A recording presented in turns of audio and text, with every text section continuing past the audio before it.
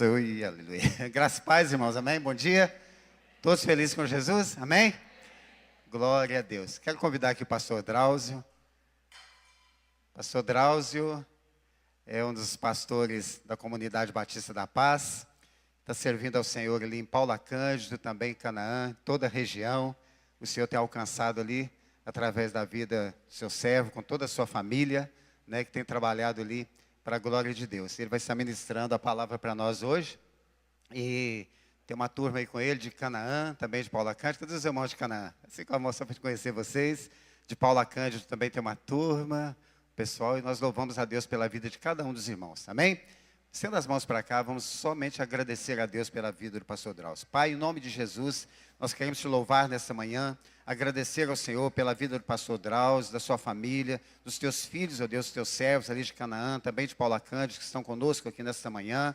E nós queremos, ó Deus, em nome de Jesus, que os nossos corações estejam abertos, ó Deus, prontos para receber essa semente tão poderosa que é a tua palavra, que será ministrada aqui nessa manhã. Usa teu filho com autoridade, com ousadia, e que em nome de Jesus, ó Deus, o Senhor tenha liberdade em nosso meio, segundo a sua vontade. Oramos e te agradecemos em nome de Jesus. Amém e amém.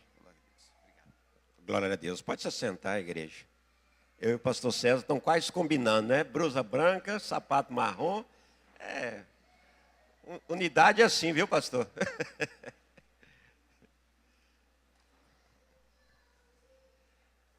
Amada igreja, é para mim uma honra estar aqui com os irmãos hoje. E agradeço ao pastor César, ao pastor Reinaldo por esse convite. E me sinto muito honrado de estar aqui hoje com os irmãos, para a gente poder ministrar a palavra do Senhor. Este ano nós estamos sendo abençoados, né? Agraciado com o tema deste ano, né? Que é gratidão. E até aqui nos ajudou o Senhor. Devemos ser gratos a Deus por ter nos ajudado em tudo. Eu quero contar algo para os irmãos antes de iniciar a ministração, porque eu tenho um déficit de atenção e eu não reconheço rostos. Demora um tempo. Então, se eu encontrar os irmãos na rua e não cumprimentar, não é porque eu fiz pouco caso, eu não reconheço. Pessoas que eu conheço, eu demoro um tempo para lembrar o rosto da pessoa, tá bom? Então, ninguém fica tristinho se encontrar comigo na rua, só fala assim, oi pastor, porque eu realmente não reconheço, viu? Então, ninguém fica triste não. Né? Eu não fico triste com isso, então nem vocês podem ficar, né? Espero que não. Eu queria ler com os irmãos 1 Reis, capítulo 17, na versão NTLH. Estou com o Henrique ali em cima e mais um jovem lá que vai me ajudar. Peço que controle para mim o microfone, por gentileza, que eu não sou muito educadinho, igual são os pastores aqui, não, viu? Eu falo alto e eu sou tomado pelo Espírito Santo, e então, né, ninguém tem ouvido para ficar, né, obrigado a ficar ouvindo meus gritos, meus berros, né, porque é assim. E o tema hoje que nós queremos falar é justamente sobre isso, é sobre autoridade e poder de Deus. Eu queria te convidar nesta manhã, para que você possa deixar essa palavra descer a seu coração e você colocar em prática. Porque dentro desta palavra, de uma forma simples, resumida, eu falei com o pastor César, não vou gastar nem 1h30, vocês podem ficar tranquilos. Eu vou tentar trazer para vocês alguns passos, né? Claro que eu estou brincando, uns 7 passos aqui, não sei se eu vou conseguir falar os 7. Para você receber a autoridade e poder nas mãos do Senhor. E por que é importante, né, nós termos isso? Já nós vamos ver. Vamos ler então 1 Reis, capítulo 17, versículo 1. Na versão NTLH. Queria pedir você ter um pouquinho de paciência, que eu vou ler o texto. Vou ler vários versículos aqui hoje, não tenho esse costume, mas eu acho necessário eu ler hoje. E você vai anotando no teu coração aí a palavra, porque a palavra que eu vou ministrar nesta manhã aqui é uma palavra profética para teu coração. Você vai saber quando Deus estiver falando com você através desta palavra. Tá chique demais, não tinha visto que tem aqui uma TV aqui em frente agora. Que chique, coisa chique demais, né? Diz assim a palavra do Senhor. Um profeta chamado Elias de Tisbé, na região de Gileade, disse ao rei Acabe: em nome do Senhor, o Deus vivo de Israel, de quem sou servo, digo ao Senhor que não vai cair orvalho nem chuva durante os próximos anos, até que eu diga para cair orvalho e chuva de novo. Versículo 2. Então o Senhor disse a Elias, versículo 3, saia daqui, vá para o leste, esconda-se perto do riacho de Queribe, a leste do rio Jordão. Versículo 4, você terá água do riacho para beber, e eu mandei que os corvos levem comida para você ali. Elias, versículo 5, Elias obedeceu à ordem do Senhor e foi e ficou morando perto do riacho de Queribe. Versículo 6, ele bebia água no riacho e os corvos vinham trazer pão e carne todas as manhãs e todas as tardes. Versículo 7, mas algum tempo depois o riacho secou por falta de água. Versículo 8, então o Senhor disse a Elias, versículo 9, apronte-se e vá à cidade de Serepta, perto de Sidom, e fique lá. Eu mandei que uma viúva que mora ali dê comida para você. Versículo 10, então Elias foi para Serepta, quando estava chegando ao portão da cidade, e ele encontrou a viúva que estava ali catando lenha. Eu vou pular para o versículo... vou continuar lendo. Então Elias disse a ela, por favor, me dê um pouco d'água para eu beber. Versículo 11, quando ela ia indo buscar água, ele chamou e a disse, e traga pão também, por favor. Versículo 12, porém ela respondeu, juro pelo seu Deus vivo, Senhor, que não tenho mais pão, só tenho um punhado de farinha de trigo numa tigela e um pouco de azeite num jarro. Estou aqui catando uns 2 pedaços de pau para cozinhar alguma coisa para mim e para meu filho. Vamos comer e depois morreremos de fome. Versículo 13, então Elias diz, não se preocupe, disse Elias, vá preparar a sua comida, mas primeiro faça um pãozinho com farinha que você tem e traga-o para mim, depois prepare o resto para você e para seu filho. Versículo 14, pois o Senhor Deus de Israel diz isso, não acabará a farinha da sua tigela, nem faltará azeite no seu jarro, até o dia em que eu, o Senhor, fizer cair chuva. Versículo 15, então a viúva foi e fez como Elias tinha dito, e todos eles tiveram comida para muitos dias. Versículo 16, como o Senhor havia prometido por meio de Elias, não faltou de farinha na tigela, nem azeite no jarro. Versículo agora 17, então, algum tempo depois, o filho da viúva ficou doente e ela foi ficando cada vez pior e acabou morrendo. E Elias, no versículo 22, o Senhor Deus respondeu à oração de Elias, o menino começou a respirar outra vez e tornou a viver. Pode se assentar, fiquem à vontade, mas nem tanto, né? Queridos, eu queria falar um pouco com vocês sobre autoridade e poder na Bíblia.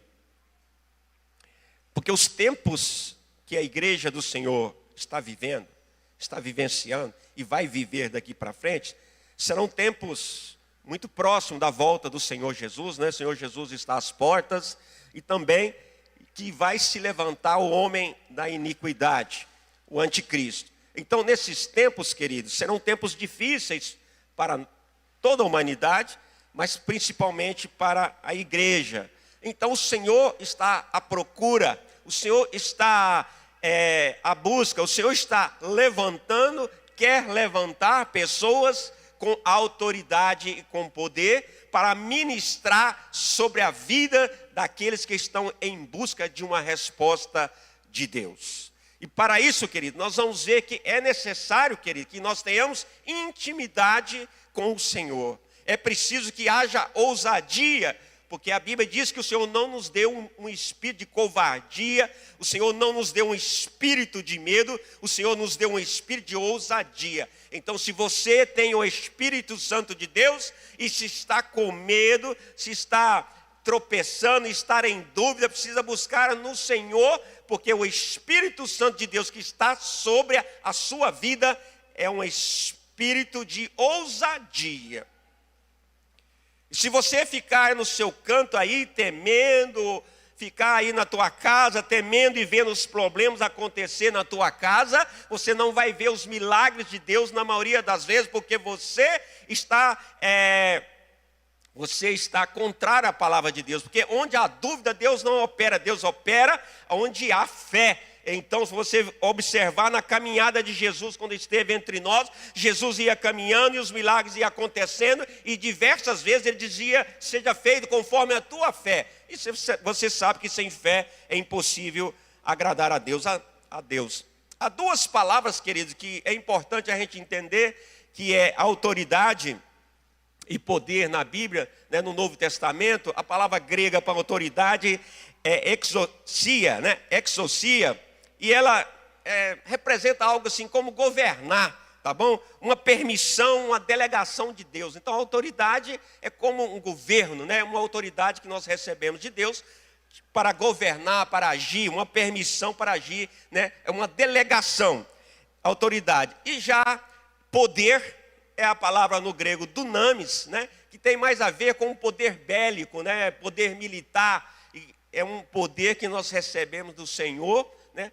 Pelo Espírito Santo de Deus. Então, um poder para realizar milagres. É necessário que haja sinais na igreja, meus queridos irmãos. A igreja não pode ser uma igreja só nesses tempos, né, ainda mais difíceis, uma igreja só de comunicação. Precisa ser uma igreja onde não acontece milagres. A irmã testemunhou aqui agora, né, de um milagre. A igreja precisa ser isso. Deus já está operando, porque nós viemos falar de autoridade e poder. Se você crê, Deus vai agir na sua vida, aleluia, nesta manhã. Glórias ao Senhor, aleluia, Jesus. Estou me segurando aqui para não falar em mistério, Deus vai me dar graça, glória a Deus, né? Mas, querido, então você já entendeu o que é autoridade, que é poder, né?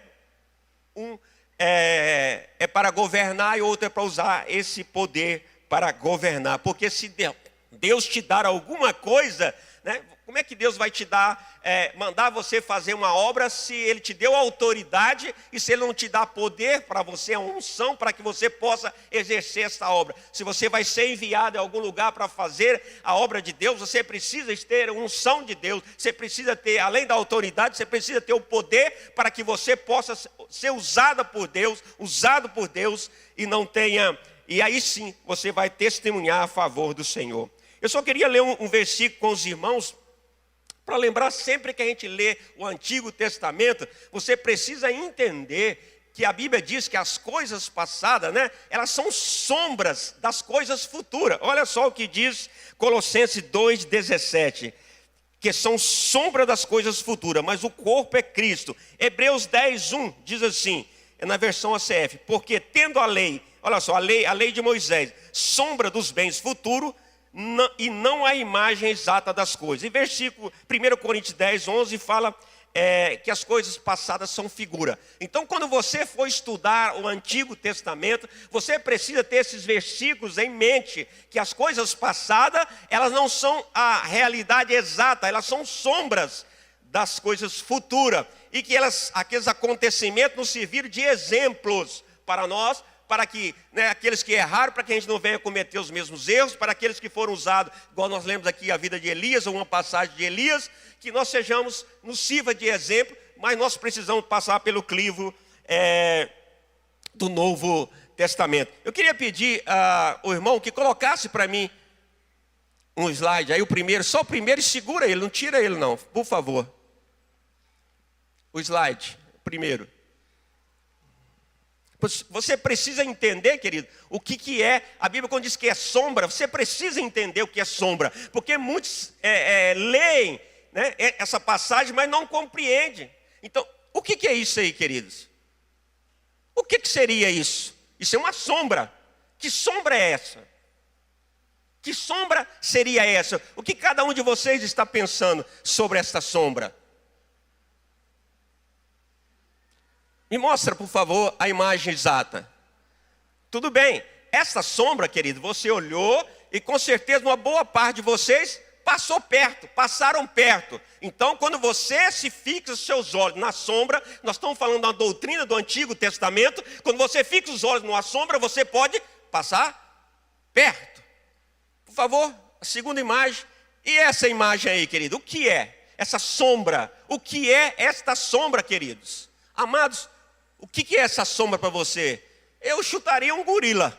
O que é que você chutaria aí? O que é essa sombra para você, meus amados? Então, porque você precisa entender o que é sombra, porque você, senão, pode estar afirmado na doutrina errada. Mostra a imagem exata das coisas. Olha só, irmão, o que é a imagem exata das coisas? São duas jovens, não tem nada a ver com gorila. Então, querido, quando você firma a sua doutrina no Antigo Testamento, sem os devidos cuidados de estar interpretando no Novo Testamento, você pode ocorrer isso, ou você passa perto, ou você ou eu erramos completamente. Quem está entendendo o que é sombra? Mostra outra figura, mais uma figura aí para você ver. Agora está junto a sombra e a terceira figura. Aí, olha só, olha lá a sombra aqui que parece que o casal está namorando, né? Olha só, e na verdade eles são só passando um próximo do outro. Então, querido, tome cuidado, querido, quando você vai estudar a palavra de Deus e começa a firmar a sua doutrina, construir doutrinas na sombra, quanto que você deveria construir a sua doutrina na imagem exata das coisas. É isso que está falando aqui. Todos estão entendendo, querido? Se você até hoje está firmando a tua doutrina no Antigo Testamento, você está firmando, dependendo, às vezes, numa sombra. Você pode estar passando perto, você pode até estar acertando, mas a chance de você também estar errando é muito grande. Então, só para a gente falar em poder, obrigado, viu? Para a gente falar em poder e autoridade, queridos, eu queria trazer como exemplo Jesus, desde o princípio. O que Jesus nos trouxe de exemplo, até chegar em nós a autoridade e o poder. Se você quer buscar, se você quer receber essa autoridade, na verdade, e esse poder, Deus, porque Jesus já nos deu essa autoridade, já nos deu esse poder, então nós precisamos, vamos olhar para Jesus, o caminhar de Jesus. Jesus chegou perto dos discípulos, no início da caminhada dele, Pedro e os demais discípulos, e os convocaram, E os convocaram para serem pescadores de homens. Vamos lá em Marcos 1,16. Marcos 1,16. Não, Marcos 1,18. Marcos 1,18, na versão ACF, por favor. Marcos 1,18. O primeiro passo, você está no mundo, você é um pecador, e agora, e deixando logo, Jesus chegou perto dos discípulos, e foi convocando Pedro, os discípulos, e deixando logo as suas redes, o seguiram. O primeiro passo, querido, quando nós entregamos a nossa vida para Jesus, nós nos tornamos seguidores de Jesus. Você está aqui, talvez todos, não sei. Tem alguém que não entregou sua vida para Cristo aqui ainda? Tem alguém? Levanta a mão só para mim saber. Vocês estão aqui nesta manhã porque vocês são seguidores. Primeira coisa que aconteceu é ser seguidores de Cristo. Então, é o primeiro passo. Querido, só quero te lembrar que só é o primeiro passo, amados. Só é o primeiro passo. O segundo passo, nós nos tornamos discípulos. Lucas 9, versículo 1, também na versão ACF. Então, o primeiro passo, você é seguidor. Segundo passo, nós estamos falando os passos, querido, para nós buscarmos e recebermos a autoridade e poder de Deus. E convocando os seus 12 discípulos, aí ó, e Deus é autoridade e poder. Olha os dois nomes aí, autoridade e poder. sobre todos os demônios para curar a enfermidade. Neste momento, na verdade, Jesus deu uma autoridade, um poder temporário para os discípulos ali, porque Jesus ainda não tinha subido, né? Jesus estava, vamos dizer, fazendo um teste com eles, preparando eles para a obra. Muitas vezes a gente recebe uma autoridade momentânea, porque Deus está nos preparando, não é isso? Mas é uma autoridade momentânea. Neste momento foi desta forma. E depois, querido, desse segundo, discípulo primeiro, então seguidor, depois discípulo de Jesus. Filho, se você já é discípulo de Jesus, você já deu um grande passo no caminho de estar cada vez mais próximo do Senhor. Você já deu um grande passo, claro, se você morrer, você vai para o céu. Mas ainda tem muita coisa pela frente. O terceiro momento é quando a gente se torna servo do Senhor. Que alegria, queridos, quando a gente vê pessoas aqui trabalhando na obra, né? Lá em Canaã, lá em Paulacândia, são servos do Senhor. Que alegria, querido. Agora eu estou para servir o Senhor. Pessoas já estão na obra, já estão ajudando na obra, não é? São servos do Senhor. Olha que bacana. Mas ainda, me perdoe, mas ainda falta muito. Olha só.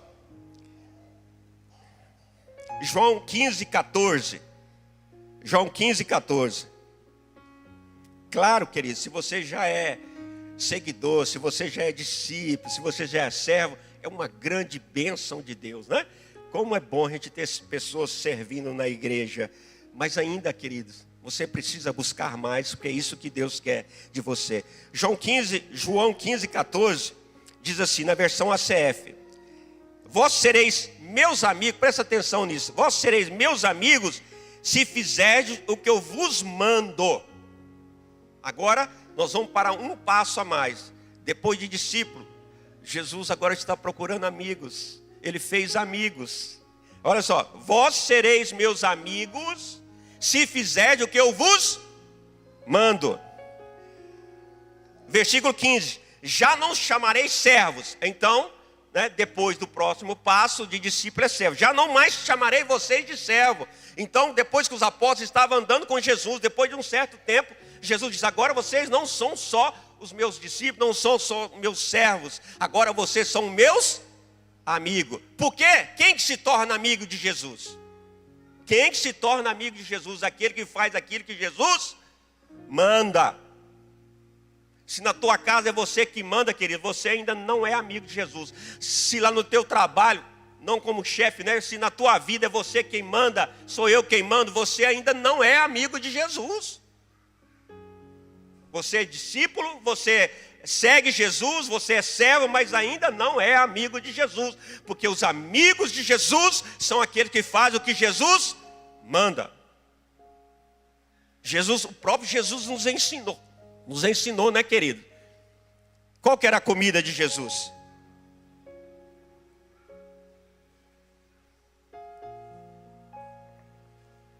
A comida de Jesus era fazer a vontade do Pai. Quer tornar-se amigo de Jesus, querido? Precisa deixar a sua vontade, precisa morrer e prevalecer a vontade do Pai. É nesse momento, queridos, é nesse momento, Josiel, que acontecem os maiores problemas. Porque a grande maioria dos crentes, dos cristãos, eles são, sim, seguidores de Jesus, muitos são discípulos de Jesus, muitos são servos. Mas quando chega nesta fase, para se tornar amigo de Jesus, deixar a sua própria vontade, para fazer a vontade de Deus, aí começa o problema. Aí a pessoa não quer mais, não, eu estou bem aqui. Então, há igrejas que a pessoa passa a vida inteira ali, né, só nessa fase, não passa dessa fase, que a pessoa não quer. Porque quando você se torna amigo de Jesus, né, você vai ter que carregar a sua própria cruz, porque você vai deixar a sua vontade, os seus planos, os seus propósitos, para viver o plano de Deus para a sua vida, o propósito de Deus para a sua vida. Então muitas pessoas nesta fase, elas se revoltam, elas saem porque elas não querem fazer a vontade de Deus. E aqueles que têm chamado para fazer, né, para servir ao Senhor, aquele que tem chamado para ministrar na casa do Senhor, então precisa mudar de fase, querido, precisa ultrapassar. E qual que é o problema? É que nesta fase, querido, né, começa a vir alguns problemas, quando você deixa de fazer a sua vontade, para fazer a vontade de Deus, vem as perseguições, vêm as dificuldades familiares muitas vezes, porque nós não somos amigos do mundo, nós somos amigos de Deus. Muitas vezes nós passamos a ser odiados pelo mundo, e a maioria das pessoas querem ser amada pelo mundo. Querido, quem está buscando ser amado pelo mundo não consegue ser amigo de Deus, querido. Nós precisamos ser amados por Deus, já somos amados por Deus. Precisamos deixar de buscar sermos amados do mundo e nos submetermos a nos tornarmos amigos de Jesus. Quando você for orar, será que você tem essa intimidade? Será que você tem essa intimidade de chegar perto do teu amigo? Que tal um amigo meu? Vamos dizer que ele fosse Jesus. Você tem intimidade de chegar perto de um amigo? O seu amigo, Jesus. Você poder confessar para ele, falar para ele coisas que ninguém sabe da tua vida, verdadeiramente. Ele ouvir as suas orações, ouvir as suas petições. Quando você se torna amigo, você diz para ele: Jesus te ama, e eu também te amo, meu amigo, em Cristo Jesus. Tem essa desvantagem, vamos dizer assim, de você passar por algumas lutas, por algumas batalhas, algumas injúrias, algumas calúnias. Quantas pessoas, às vezes, você vai ver os apóstolos, recebem pedradas. Mas quando você se torna amigo de Jesus, eu e Vinícius somos amigos. Digamos que você chegasse, eu e o pastor César somos amigos. Chega perto de mim e fala mal do pastor César, fala mal do Vinícius. O que você acha que vai acontecer, meu irmão?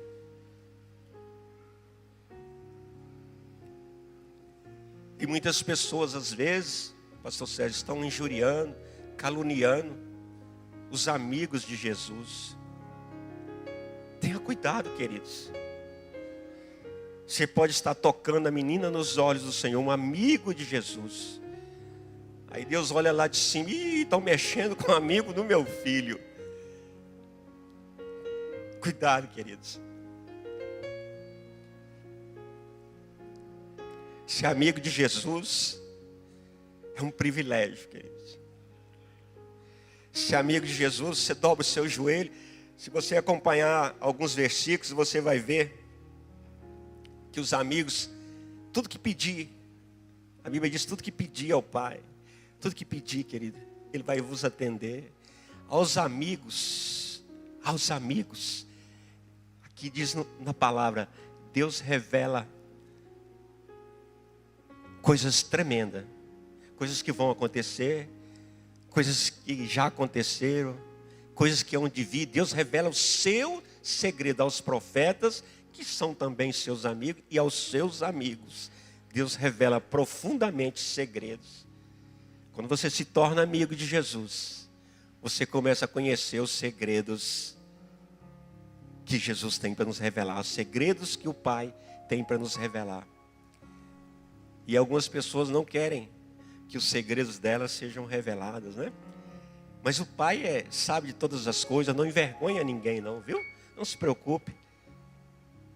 Mas Deus quer que, nesta manhã, Deus está procurando aqui amigos, aqueles que querem se tornar, deixar a sua vontade, os seus planos, os seus propósitos, para viverem o propósito, o plano, a vontade de Deus. Mas não para aí, viu, queridos? Não para aí.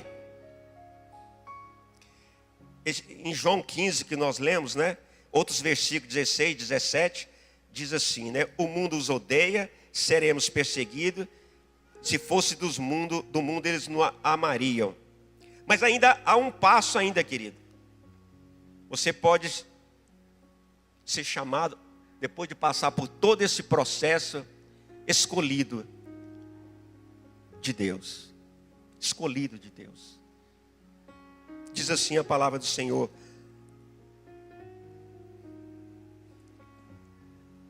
Aleluia. Eu vou contar um outro testemunho antes de falar dos escolhidos. Você sabe que Jesus disse, né? Não fosse vós que me escolheste, eu escolhi a vós, para que vades e des fruto. Um dia nós visitávamos um presídio, uma determinada cidade, toda semana nós visitávamos um presídio. Toda semana a gente visitava, ia pregar, um grupo de irmãos. E um dia nós, chegando lá, naquela semana tinha sido internado lá, né, preso, né? Esse local lá era só de gente boa, né? Só de 10 anos de cana para cima. Então, tinha havido uma pessoa, um jovem, e ele ficava manifesto o tempo todo praticamente. Eu nunca vi um negócio desse. Eu já vi pessoas se manifestar, quem foi no encontro com Deus, ver alguns demônios se manifestar, mas eu nunca tinha visto isso, né? Ele ficava manifesto o dia inteiro. Levaram um psicólogo, psiquiatra, não sei, psico, não sei o quê, né? Depois viram que não adiantava, que era espiritual. Aí tinha um sacerdote lá também, que ia toda semana lá. Aí que era um exorcista, pastor Reinaldo, um exorcista, aqueles que põem uma cruz assim, né? E levaram um sacerdote desse lá para exorcizar o capeta. Aí, na verdade era dois. Um ficava o dia inteiro manifesto, o outro só manifestava de vez em quando, e um ficava cuidando do outro, não sei como. Eles colocaram ele num quarto separado, cheio de colchão no chão e colchão nas paredes, porque ele dava cabeçada, enfim, né? Fazia, às vezes, tripulia lá. Aí, chamaram o sacerdote, né? Para ir lá. Aí o sacerdote foi com cruz, foi com água benta, eu não sei, eu não estava lá, não vi, né? E chegou lá, entrou para dentro do quarto. Quando ele entrou para dentro do quarto, que ele começou a fazer a benzição dele lá em cima do capeta, o capeta meteu a mão no pé do ouvido do sacerdote. Eles tiveram que sair carregando com o sacerdote, fecharam a porta, tiraram o sacerdote lá, que deu uns 3 tapas no pé do ouvido do sacerdote. Então não adiantou cruz, não adiantou água benta, não adiantou nada disso. Aí eu cheguei, acho que é no outro dia lá, eu e os irmãos, não foi só eu e os irmãos que íamos lá.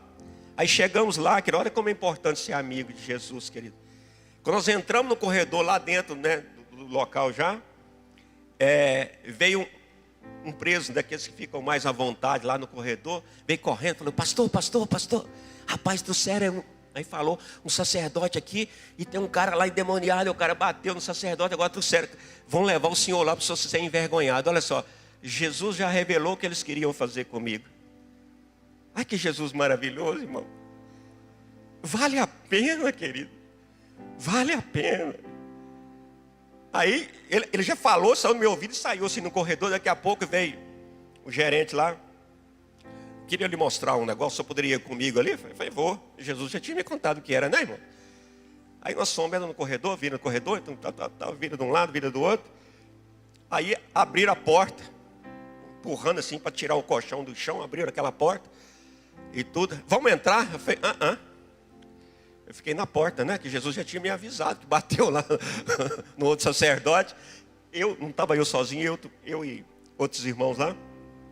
Aí quando eu olhei assim do lado de trás, no corredor, já tinha cheio de gente. Todo mundo foi lá para assistir o pastor tomar um tapa no pé do ouvido. É assim, né, meu irmão? É assim. Aí nós, irmão, nem lá entramos, só levantamos as mãos. Sai em nome de Jesus. Caiu lá, desmontar lá, acabou o problema, acabou a confusão. Tiveram que botar os rabinhos entre as pernas, queridos, saíram correndo e levaram a gente para outro local. Quando você se torna amigo de Jesus, querido, Jesus não deixa você envergonhado. Talvez você está falando, pastor, você está sendo meio prepotente em dizer, querido. Não, eu posso dizer, porque é assim que eu me sinto. assim que eu me sinto. Você precisa se sentir fé, é isso, fé. É você, será que eu vou para o céu? Isso não é fé não, irmão. Se você tiver com dúvida, você vai até para o céu.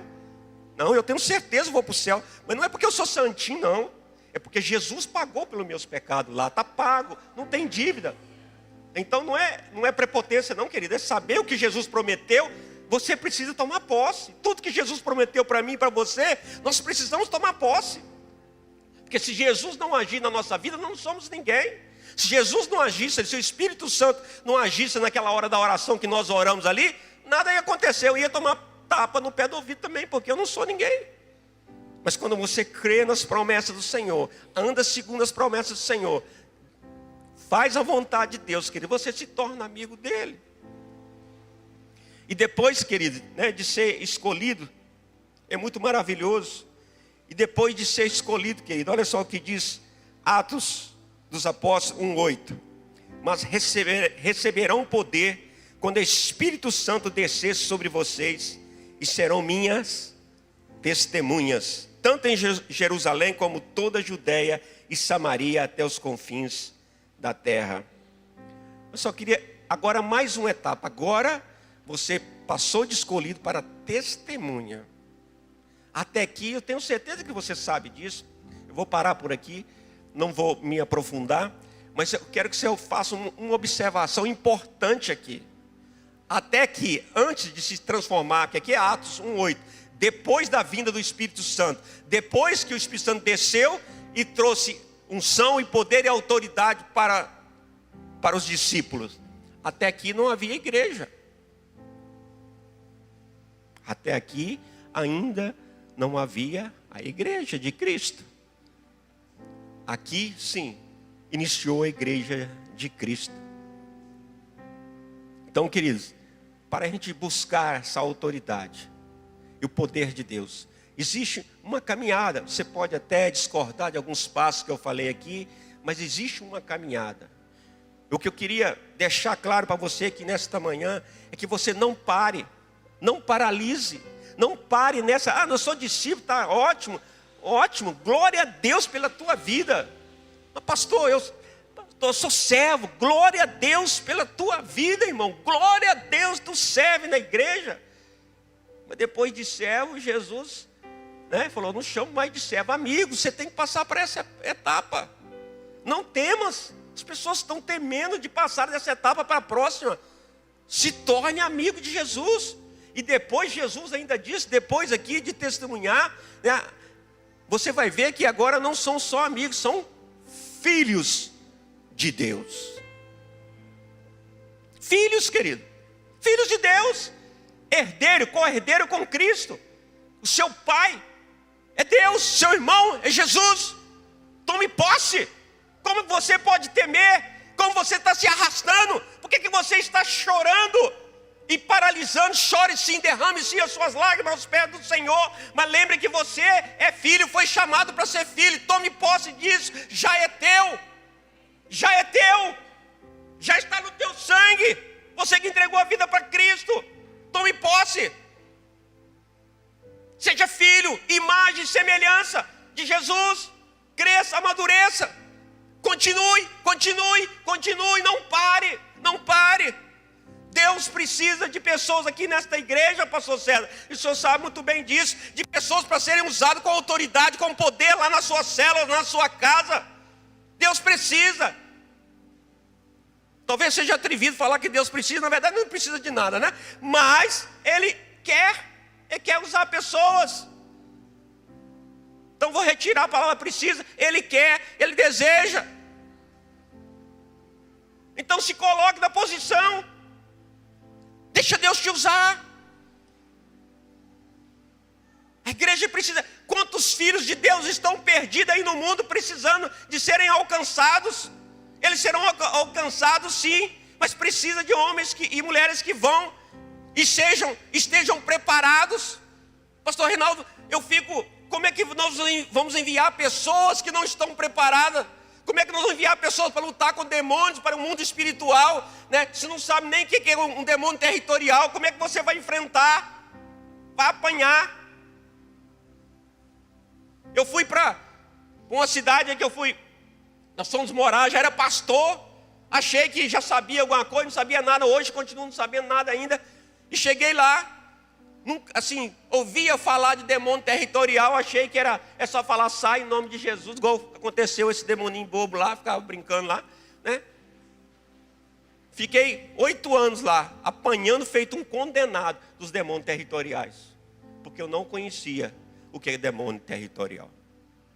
Então, querido, que você passe por esse espaço, ou aqueles que você crê, e que tome posse daquilo que o Senhor tem para você, porque a igreja necessita. Eu quero orar com vocês. Fecha seus olhos, queria orar com vocês. Gálatas 4:7 diz que você não é mais servo, mas filho. Fecha seus olhos, queria fazer uma oração com você. Hoje é Santa Ceia, não pode demorar, né? O pastor César briga comigo.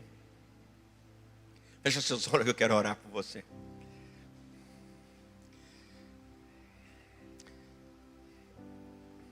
Ô pastor, mas você não falou o que tem a ver essa pregação com Elias? Tem a ver que se você buscar a autoridade do Senhor, você vai ser usado por Deus como Elias. Porque no livro de Tiago diz que Elias era homem como eu e você, sujeito às mesmas tentações, sujeito às mesmas fraquezas. Feche seus olhos. Amado Deus, em nome do Senhor Jesus, há pessoas aqui, meu Pai querido, feridas em seus corações, paralisaram a sua fé, pessoas que recuaram, Pai. Eu peço a Ti, tenha misericórdia, Jesus. Que Teu espírito de ousadia esteja sobre a vida deles. Move-os, ó Pai querido, a dar um passo à frente, a não recuarem. Pessoas aqui que estão pensando em desistir, paralisar. Quem para morre, querido. Não paralise. A unção de Deus, as promessas de Deus, elas estão disponíveis para todos. Deus está pronto a usar. Deus, a autoridade de Deus, ela é disponível para todos nós que queremos e cremos nos dons espirituais, que cremos no poder de Deus, no reino de Deus. Que Jesus possa te encher, Jesus possa te usar lá na sua célula, no seu bairro, no seu trabalho, mas com autoridade, não só com uma palavra bonita, não só com uma comunidade legal, bacana, mas com unção, com graça, com poder, em nome do Senhor Jesus. Em nome de Jesus. Se há alguém aqui neste lugar, nesta manhã, com alguma enfermidade, alguma dor, se você puder, põe as tuas mãos aí na tua enfermidade, em tua dor. Mas só se você crê. Se você não crê, a Bíblia diz que o que não é por fé é pecado. Então não ponha. Não ponha, porque você vai pecar. Põe as tuas mãos aí na tua enfermidade. Paizinho, em nome do Senhor Jesus, papai, aqui está, Senhor, teu povo. Há pessoas aqui, paizinho, sofrendo com dores, com enfermidade, sem entender porquê disso, Pai. Mas está escrito na tua palavra, Senhor. Não foi eu que escrevi, não, Pai. Foi o Senhor que escreveu. E através das pisaduras de Cristo, nós já fomos curados, sarados. A tua palavra, Espírito Santo de Deus. Então visita, eu te peço, visita essa pessoa aqui agora, onde há essa enfermidade, onde há esse problema, Pai, essa ferida emocional. Eu peço a Ti por misericórdia e pela Tua palavra, porque eu sei que sou vela pela cumprir a Tua palavra. Então, em nome de Jesus, eu repreendo essa enfermidade agora. Em nome de Jesus, eu repreendo essa dor agora. Em nome de Jesus, seja curado agora, pelo poder da palavra de Deus, pelo poder do nome santo do Senhor Jesus. Espírito Santo de Deus, faz uma grande mudança nessas vidas, Paizinho. Prepara homens e mulheres para esse novo tempo que nós estamos vivendo e iremos viver. Encha-os do Teu Espírito, dê porção dobrada do Teu Espírito, em nome do Senhor Jesus. Graças te damos, ó Pai, por tudo. Se a igreja crê, eu diga amém.